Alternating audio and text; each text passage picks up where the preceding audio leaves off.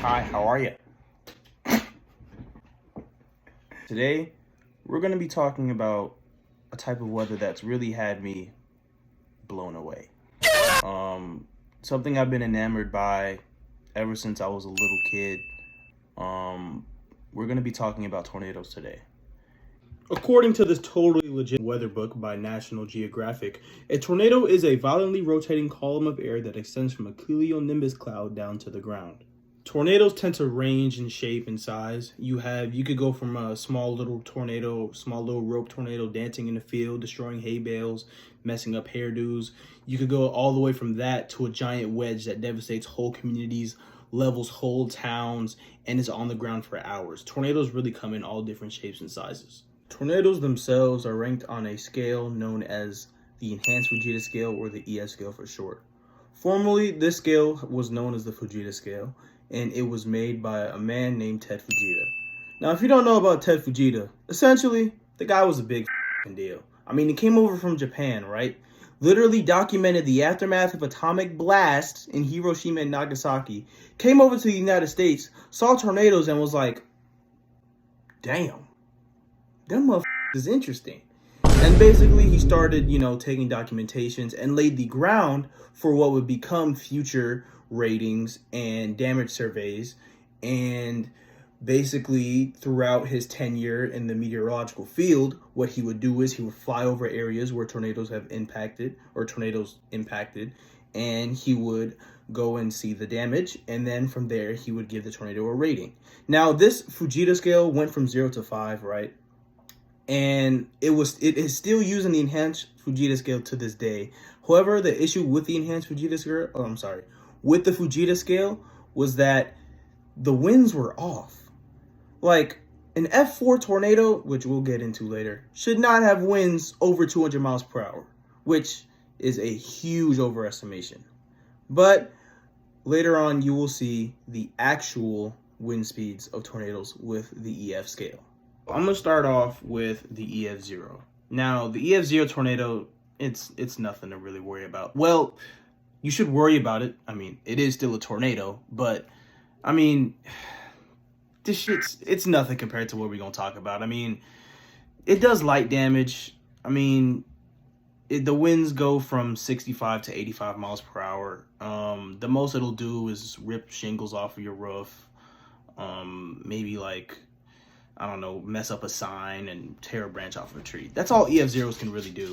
EF1 tornadoes are considerably stronger than EF0 tornadoes, with their wind speeds being anywhere from 86 to 110 miles per hour. Their damage is considered moderate, and what they can do is they can do a lot more than rip shingles off a roof. They could peel the roofs off of houses. They could peel the roofs off of mobile homes. In some instances, they could overturn mobile homes, and they could also, they could also move vehicles. So, yeah. Moving onwards from the weaker end of the tornado scale, we now move into EF2 territory. EF2 tornadoes contain winds from 111 all the way up to 135 miles per hour. The damage they produce is considerable, and what these tornadoes can do, they could completely tear off the roofs of houses. They can push boxcars off of the railroad, train boxcars. If you're in a mobile home, you're because what these EF2 tornadoes can do, they could completely demolish them. So, if you're in a mobile home and an EF2 is heading your way, GG's, because being in a mobile home is somewhere you do not want to be. Anywhere past, well, in any tornado, honestly, but especially EF2 or higher, a mobile home is the worst place you could possibly be. But that is all I have for you for EF2 tornadoes. We are now reaching the point where anything past EF3 or at EF3 is considered a significant tornado. EF3s have winds of 136 miles per hour and they go to 169 miles per hour. EF3s produce severe damage. When I say severe, I mean these things can rip the roofs off of houses, tear the walls down, only leaving the inner walls within the houses. These things could also loft trains. These things can deroot forests, and also these things could pick up cars and toss them like toys. It doesn't matter how heavy the car is, that motherfucker can move it. We are now moving into the higher end of the Enhanced Fujita scale, into what is considered the violent tornado. Now, violent tornadoes are EF4 or higher, and they are responsible for causing the most fatalities and injuries. These tornadoes are exceptionally rare. They are not as common as their weaker counterparts. The damage these things produce is insane. EF4 tornadoes themselves have winds of 170 to 200 miles per hour.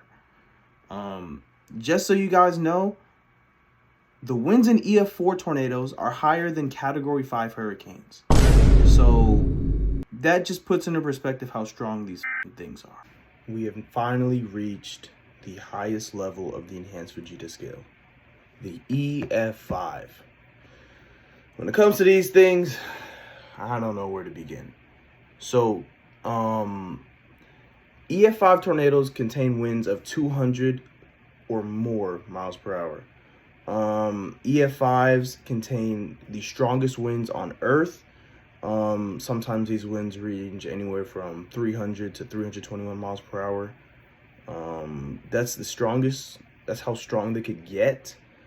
The damage these things cause is basically, if there's like if it hits anything, that shit it's gone. It's disintegrated. The tornado moves across the land and snaps things like fucking Thanos. The tornado's essentially just an EF4 with a switch on it. EF5s are incredibly devastating. EF5s are often very they're very rare. They don't happen. In fact, the last EF5 tornado in May 20th of 2013. So that just comes to show how rare these tornadoes are. However, these tornadoes again, I'm doing this shit again. I'm in school, but that is the end of the video. I hope you enjoyed it, and have a good day.